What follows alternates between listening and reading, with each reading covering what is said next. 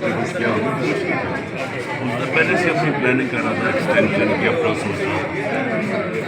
سازش واضح ہے.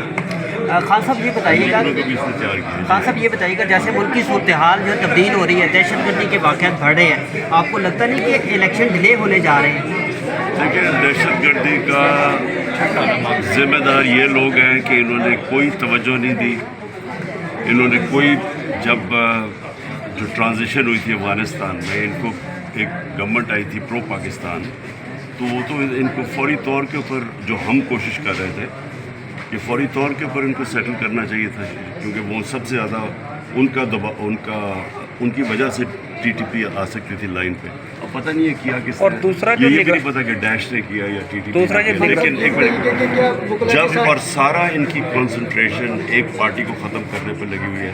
انٹیلیجنس ایجنسیز کا صرف مقصد یہ ہے کہ پی ٹی آئی کو کیسے ختم کر دیں، تو وہ کتنے کام کر سکتے ہیں.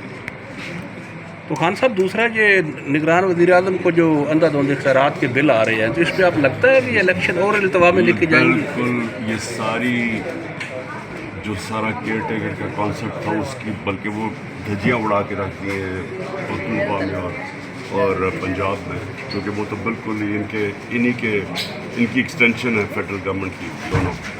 اور ابھی پھر کوشش کریں گے کسی طرح یہ کنٹرول کریں، یعنی نگران کے ذریعے وہ کام کروائیں جو کہ الیکٹڈ گورنمنٹس کرتی ہیں.